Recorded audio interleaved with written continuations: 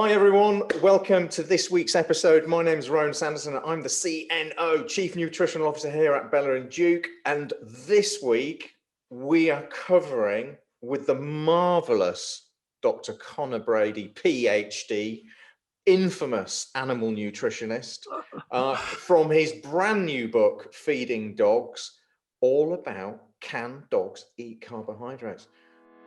The Pet Health and Happiness podcast from Bella+Duke, keeping you at the cutting edge of pet nutrition, behavior, and health with expert interviews, mythbusters, and more to ensure your pet lives a long, happy, healthy life. Dr. Conor, welcome again. Mr. Sanderson, yes, good to be back. I miss you, pal. I haven't seen you in ages. I miss you. I think the last time we chatted, it was on your birthday. Was it really? Last year. Bloody hell. That's a long time ago. Well, you've had your head buried down, preparing arguably the best tome on feeding animals, dogs, that's come out in the last 10 years. That's very kind of you to say. Last 6 months has just been very, very busy trying to get that out. I think the last count was about 7 posts saying it's going to be out in a month. It's going to be out in a month. It's going to be out. Oh man, it's so hard getting it over the line. It's true. So many things can go wrong. Just tiny little things that mean you have to change everything, and you get a little proof sent to your house. But it's out now anyway. That's the main thing. And so good or bad, it's doing okay now. Thank God. And for those of you watching who haven't yet heard of this book, I would urge you to get a copy of it. Feeding Dogs. We'll put a link to it in the show notes. And Conor, you owe a real debt of kudos and gratitude because you've shone a light into a lot of dark places.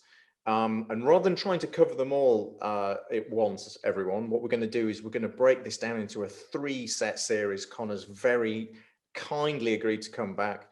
This episode, we're going to do carbohydrates. Another episode, we'll do proteins. And another episode, we'll do fats. Conor's book is immense for 2 reasons. One is he breaks it down into takeaway points at the end of the chapter. And next, he has a whole raft of scientific literature for all of the skeptics out there. You can flick through it, show it to your friends, and stop the chatter. So, Conor, awesome work, mate. Thanks very much. Appreciate it. That's 10 years in the making, that has been. But I think that's what I've been trained to do, though. You know, that's what the doctor trains you to do. You come out thinking, I've studied myself into a hole here. Who's going to employ me? But actually, as they tell you in college, it's a process. You've just been taught a process of how to take something and run it through and get some conclusions. So it's only now that I look at this book, I'm far more proud of this than I am of my own PhD. But now you can see, you go, oh yeah, this is what I'm good at. I'm good at just ferreting out. You would be the same though, Rowan. You know, you get an idea and you disappear down the rabbit hole, and then you don't see it for a week or two, and you come back up talking about biome to some degree that none of us have a clue. So, you know, I'm lucky that I can do that full time, you know, so I enjoy it. So I'm lucky. Yeah. Awesome. Well, Conor, I've started looking through, and to be honest, Spain Post being Spain Post, I've not had a chance to go through it in total as yet. Yeah. But some of the takeaway points I loved, and I'd love you to talk them through this. Number 1, at no stage do dogs require carbohydrates. No, they don't. Absolutely not. They're happy enough to work away in protein and fat for their life. They make their own blood sugar. They make their own glycogen. So gluconeogenesis. So lots of animals can do it. We can do it too. People doing these keto diets, but the dogs just don't need carbohydrates. So it's a really simple point to come back to when, certain groups can kind of say, oh, well, carbohydrates may be an excellent source of energy. And we can kind of say, well, yeah, just to be clear, they don't need them at all. And then we start talking about, so anytime we're talking about carbohydrates, I'd always preface every point nearly with, and as meat eaters, they don't need carbohydrates. So they don't need carbohydrates. They live without them. Absolutely. They can digest them though. Absolutely. But, it's just shown in food trials by these companies, dry food companies, where they give them different foods to choose from. Dogs show that they will take less and less carbohydrates given the option. So if they're given different foods to take, they'll include maximum 7% carbohydrates in their diet. So the test dogs who are already dry fed, which already muddies the results because dry fed dogs will eat dry food more. Wow. They're actually telling the dry food companies, no, we don't want carbohydrates. We'll eat if you give them fatty food, they'll stuff fat into them because they're real piggies. They've got a real feast kind of mentality. It's like, geez, there's fat there, because fat is a rarity out in the wild. There's no fat animals in the wild because you just get eaten. So animals are very lean. So fat is a bit of a commodity in the wild. So dogs are pigs for fat. So they'll eat fat, but that'll taper over time, and they eventually eat more and more protein, less fat, but very little carbohydrates. So these taste trials done by food companies have said, no, we don't want carbohydrates, but they still use them. And they say, but it may be a good source of energy. And that's the kind of insidious stuff that gets me annoyed, because, Mars bars are a good source of energy. What's the point? Coca-Cola is a good source of energy. What's the point? So, yeah, they can digest carbohydrates. They don't need them, though. Right. This is awesome, because you've tapped into a thick vein, a rich vein of nutritional wonderment here, which is really near and dear to my heart. And this whole gluconeogenesis pathway, for those of you who are listening going, what the goodness? So what happens is dogs have, I think, 7 ways of raising their blood sugar, if that's right, Connor, and That's only interesting. I one heard that of recently. lowering them. That's right. And that's because dogs are so used to creating sugar, and they do it by breaking down basically things like glucosamine, don't they? Which is a mixture of a glucose molecule and a protein molecule, an amino acid. And they break it down and they create sugar from the protein they eat, or they generate it from the fat. But obviously that's not blood sugar, that's basically effectively ketones, isn't it? So this whole idea of them needing sugar is now debunked. Yes, they can digest it, as you rightly point out. And the next point, which I really, really like, I mean, you've covered that they're disinclined to eat it if they were left to choose it. Yeah. But there is zero evidence, as you rightly put out, that carbohydrates are remotely safe for dogs in the long term. Yeah.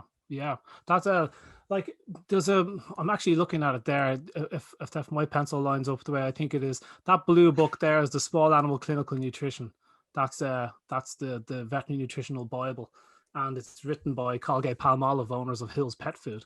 And when you want to see, okay, right, we know dogs don't need carbohydrates. We know they're saying when it's offered to them, they don't eat them. So we're kind of thinking, right, so is it a good idea to feed them 60% carbohydrates? It's not an unfair question to ask. There must be dozens of long-term safety studies to indicate dogs are actually fabulous with lots of carbohydrates, even though they didn't evolve beside them.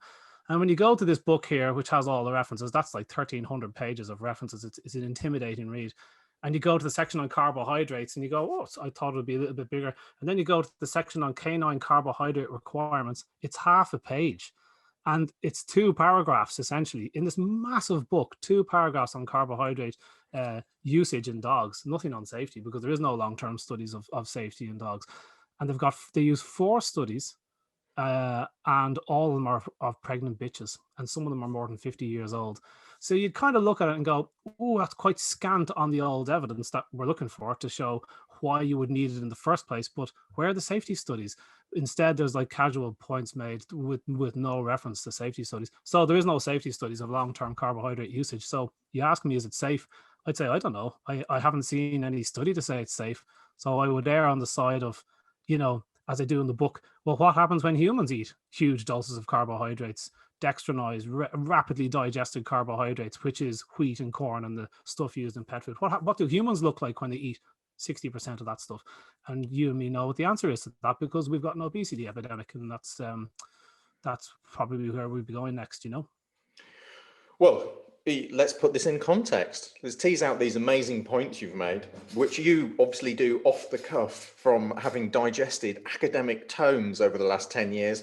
The bottom line is, so dogs, there's no evidence to suggest dogs require carbohydrates. In fact, we know that they don't. There is evidence to show that they don't. They make blood sugar very happily from protein, or they get energy from fat. Dogs would prefer fat in the first place, and then leaner meats, and they choose less carbohydrate.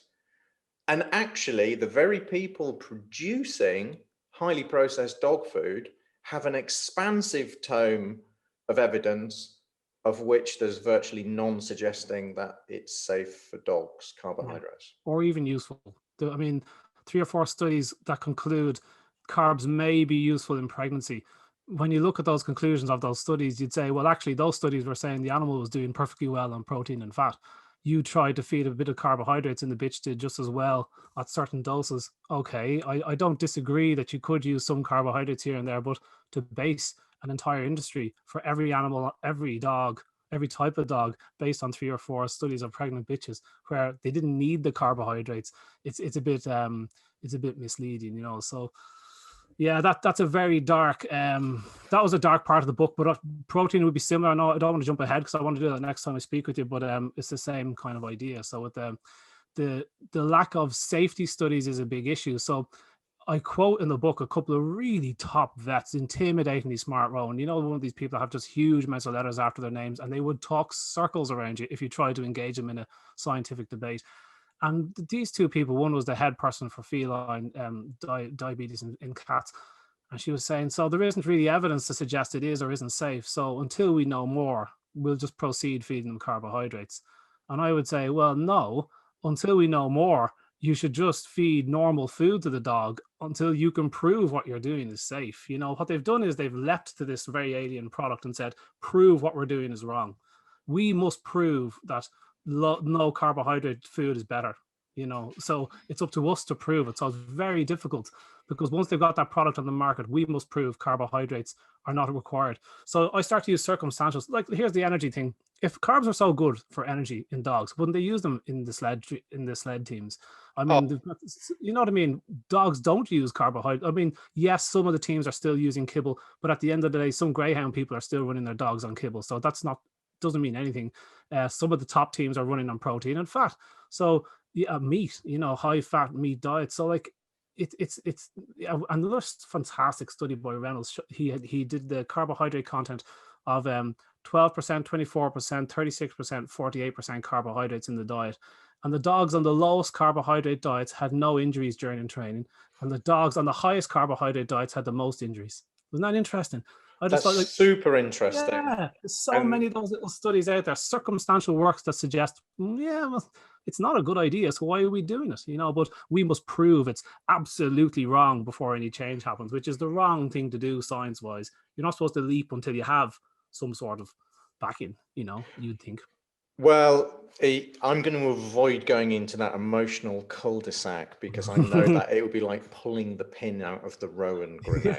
Yeah. But I cannot help but feel that it sounds enormously akin to smoking companies in the 60s saying, prove this product creates cancer, rather than saying, hang on, guys, there seems to be an enormous correlation between people smoking and people coughing and people getting cancer.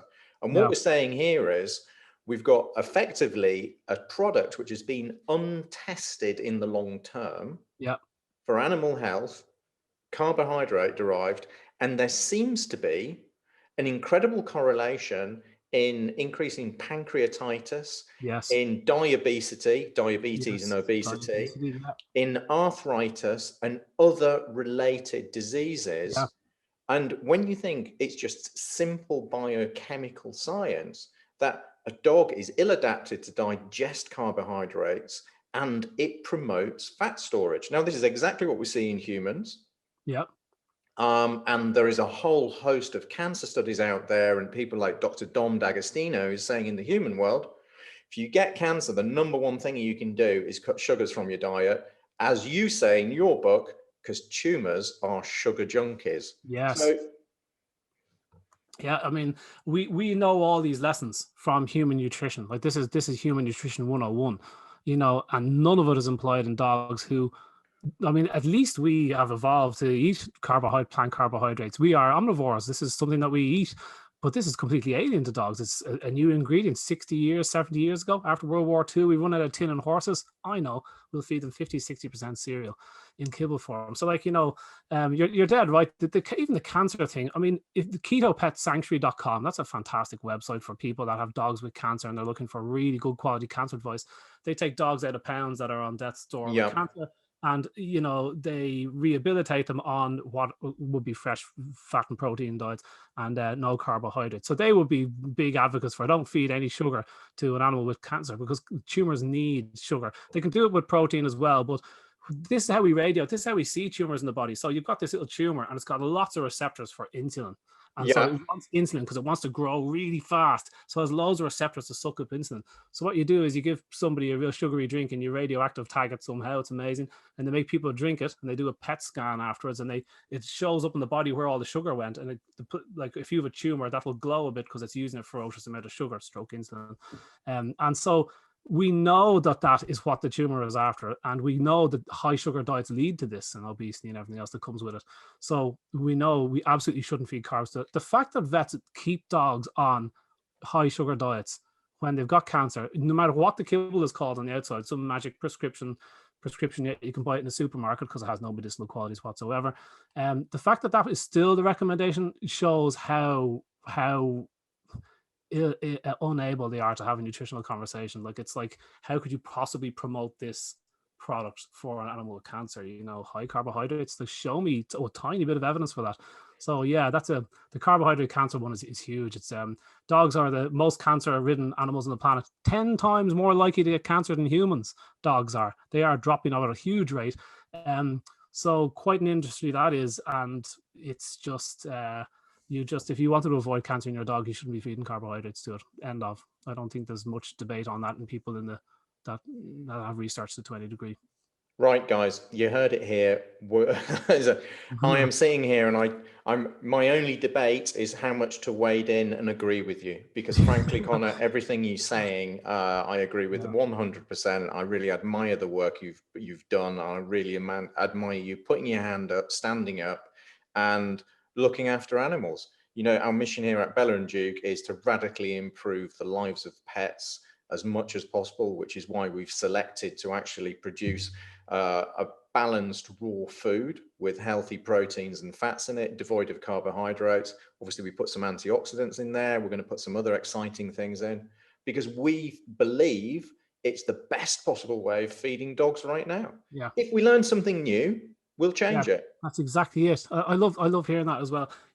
These products that were the same 40 years ago as today, it's like, that's a huge red flag. It's like we're learning every day. Every time I talk to you, I come away going, oh, bloody hell, I don't know anything about that. And you go down a little hole and you learn something new. So why wouldn't you tweak your products? Why wouldn't you, as you just said yourself? I wanted to pick up on something that people are kind of saying, should I feed 0 carbohydrates to my dogs? That's nearly a whole other podcast. I mean, people are afraid of now feeding table scraps. There's a bit of carbohydrates in that. That's not what we mean. What we're talking about here is we're focusing on the really high carbohydrate diets for life.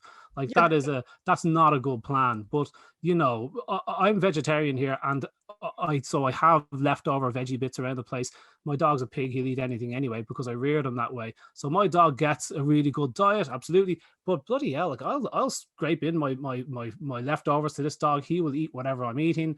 He'll get his own little bits of plant matter here and there, and I'll throw a handful of blueberries out into the garden. All that stuff is fine. I'd call that window dressing. That bit of window dressing, it's nearly irrelevant. It's like a bit here and there, no problem. You want to put 5%, 10% veg in your dog's diet, not the really high carbohydrate stuff. That's fine. There's many reasons why you might use a little bit of plant matter. Lots of things you're targeting to try to get a bit of fiber or whatever. And then the last conversation we haven't even had yet is that, people are kind of worried about the cost of raw dog food, because they're looking at, in their minds, the fillet steak. They're looking at Bella+Duke. They're looking at all these brands, some top brands coming out of the UK. And they look at these foods and they go, bloody hell, that's expensive. And you go, well, no, that's actually quite reasonable for what you're getting. You're comparing it to Weetabix with a cow's toenail in it. No offense to Weetabix.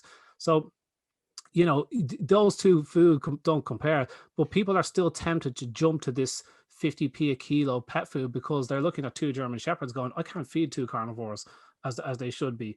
And there comes a cost benefit thing. So there is actually an underlying thing that, listen, if you're going to jump to a diet with 60% highly, like, wheat or corn based dry food, well, then if you wanted to use a little bit of carbohydrates in your dog's diet, 10%, whatever people are using, and couscous or amaranth, or I use a bit of porridge on a A winter morning, I'm eating hot porridge. I put a spoon of that into my dog's bowl to heat up his food. Sue me, but like that's okay, those little bits, and if that's what you need to do, they're your dogs. And absolutely, if your dog was eating 60-70% brilliant a Bella+Duke diet and 20% filler, well, don't be apologizing to anyone for that, because that is a damn sight better than using poor quality dry food that overall is going to cost you a lot more in the vets and end his life quicker. So that the cash kind of trade-off is one thing that people don't really like to talk about, because it leads you down a road of saying, oh, you said you can't use carbohydrates. But again, we're talking about these really high carbohydrate diets every single meal, jumping your blood sugar every time, which we know is not a good idea. Spiking insulin. And if you spike insulin, you're going to get your issues. You're going to get obesity, because insulin blocks leptin in the body, and you're just going to keep on eating. You're going to get obesity. We know this. We know what sugar leads to obesity. And as you touched upon, pancreatitis, which you don't even have time to get into today, but like pancreatitis is a mass, so confused. And the vets look at this, they measure you. I mean, do we have time to get into it, Rowan, or what are we going to do? Well, shall we leave it on a teaser? Because maybe you and I can have a little pancreatitis game of tennis. But Yeah. I have a personal theory, and it's after speaking to Dr. Emily Stein, of Stanford, who developed the teeth product, that pancreatitis is soaring, particularly amongst carbohydrate-fed dogs. Why? Because carbohydrate-fed dogs have higher levels of Porphyromonas gingivalis, which is the number one cause of pancreatic cancer in humans. That's interesting. So not only are they getting the inflammation, which would lead to higher levels of injury in sled dogs, not only are they getting the repeated insulin increases, not only are they getting the intestinal permeability, which is allowing lipopolysaccharides to go chasing around their bodies as they get this leaky gut and bacteria coming in, they're getting a specific type of bacteria, and this is just a personal theory, a specific type of bacteria which loves sugar and is super replenishing. And I wonder if that's the missing part of our pancreatitis jigsaw. That's really interesting. Like, to come back to that in a second. So like we know that high sugar diets increase blood fat, which seems a bit alien, because we thought eating fat increases blood fat. Like in the 70s, we thought eating fat makes you fat, doesn't it? So they dropped the fat contents of food, increased the sugar, and now we've got a spiraling obesity epidemic. It wasn't fat's fault at all. And in this one, the vets can blame you. They say, oh, you must have given a bit of fat off the steak. Your dog should have been able for that bit of fat off the steak. I mean, this is the straw that breaks the camel's back. Your vet's looking at the straw and blaming the straw. It's like, what's wrong with my dog's pancreas that he couldn't eat a bit of fat off my steak? This is a protein and fat eater. What happens was, if your dog lives on a very high, perpetually high carbohydrate diet, their blood fat is constantly high, because the body goes, oh, lovely, carbohydrates, and burns that all the time because it's fast energy and it's great. And it doesn't burn fat. So it just takes its mind off burning fat. So what happens? Fat rises in the blood. Blood triglycerides rise. So if your vet suspects pancreatitis, they measure the blood to see how much fat is in the blood. They go, wow, you've got lots of fat in the blood. And they blame the fat, when actually it was the carbohydrates. But nobody ever knew why the actual pancreatitis kicks in. And now you're talking about this, which is totally new to me. And everyone's looking for the trigger now. We know high carbohydrate diets lead to pancreatitis. We know that. We know in humans as well, it spikes blood fat. So if you want to avoid pancreatitis, you don't eat so much carbohydrates. It's another thing that vets aren't promoting still, which is ridiculous. But they still don't know what the switch is. This is really interesting what you're saying. And does that lady work in humans? No, she developed a product for animals, but actually the product, it's a lovely story, and we'll cover it in our Pancreatitis 101. But I wonder if there's, potential parts of the jigsaw we've been looking for one singular cause, when actually I think it's multiple. I think it's, leaky gut, intestinal permeability. I think it's excess carbohydrates. I think it's blood sugar. What's the intestinal permeability bit? Just spiking inflammation and causing issues? Once the gut opens, because they've been fed a high grain diet, the blood opens, the gut wall opens. Well, yeah. So bacteria, rather than staying inside the gut, is now free to roam around, creating endemic inflammation in the bloodstream. It's linked to brain fog, it's linked to Alzheimer's, it's linked to Parkinson's disease. There's 100% correlation between leaky gut or intestinal permeability and every single autoimmune disease studied in humans. 100% correlation. Now, if you think about all of those, And then you say, oh, and we've got a bacterial trigger. And I think that fat sometimes does trigger it, but it's not the fat as in, oh, it's fresh salmon oil or fresh herring oil. Exactly. It's the fact that it's rancid, oxidized fat, which is Restaurant hugely grease. inflammatory in itself. And the pancreas just goes, whoa, we can't cope. We've got bacteria, we've got sugars, we've got rancid fats. Because fats are not created equal. There are fats that heal and fats that kill. Yeah, exactly. Yeah, it's interesting, isn't it? So, like, you're right. Actually, it's very interesting because when you get so obsessed about something and you start to see it everywhere, and then you blame everything for it. Like, if you come to me and there's something wrong with your dog, I'm blaming nutrition. Even though I'm only going to be right a certain amount of the time, and I'm going to miss certain things, which I think vets getting stuck in this as well, because they're focused on certain things, they're going to miss other causes. With pancreatitis, I was just so obsessed with high carbohydrate diets, but that doesn't explain why the pancreas eventually flips and just has a little, what's the word, has a little tantrum, and then starts to break down and cause agony to your pets. I mean, it's a ferociously painful disease as it starts to kind of break down the tissues around it. I mean, bloody hell, something you want to avoid. And yet 2/3 of healthy cats and dogs post-mortem are showing symptoms of pancreatitis. 2/3 of them. So even when they died of something else, they look at the pancreas and the pancreas is knackered. 2/3 of them. Why did Mother Nature design these animals to have such bad pancreases, as if this was normal? We know something's causing this, and it has to be very common if 2/3 of cats and dogs are getting it to a degree. Maybe not suffering it, but certainly underlying. So, yeah, pancreatitis is a big one. And the other bit we talked on the bloat. I know we're going into extra time here, but the last thing was bloat and stuff. It's like there are so many things to blame carbohydrates about. There's just really, all there is issues. I can't see any benefits really. There's a couple of minor benefits that, like, you might use it here and there, just why not? Well, scraps and all the things we just mentioned, but all I can see are downsides. So you need to question why your pet food is 50-60% carbohydrates, why you're spending €2 or €3 or €4, €5 a kilo on that, same price as Bella+Duke on wheat and corn that we humans are told to eat very little of. We're told to eat whole grains, and maybe 20-30% of our diet. Dogs are eating rapidly digested dextrinized wheat and corn, poor qualities versions of 60% of their diet. This is not in your interest. It's not in the pet's interest. It's not in your wallet's interest. There's nothing good to be said about it. So carbohydrates, boo. That's what I have to say to them. Yeah. That is a brilliant note to end it on.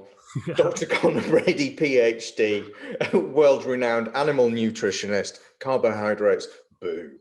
I think that's a super summary. Guys, if you've liked this episode, please share it. Please get the word out. Please help us save animals. Please help us empower people with raw feeding. Please get Dr. Conor's book. There you go. Nice. Brilliant. This is one science-rich, easily digestible super tome, which gives you everything you want to know. Conor has been assiduous about putting all of the best science he's found in there, backing up all of his claims. There isn't anything that's remotely hypothesized or mumbo-jumbo. There's no twaddle in there. This is firmly feet in the science ground. So, Dr. Conor, kudos. Thank you for being you and for doing this. Thanks for sharing your time. And guys, come and join the Facebook group, Bella+Duke Raw Fed Pack. We are the friendliest Facebook group out there. We're about to go north of 20,000 people. And Dr. Conor is going to be back with some more super snippets of nutritional information. Thank you. Thanks, guys.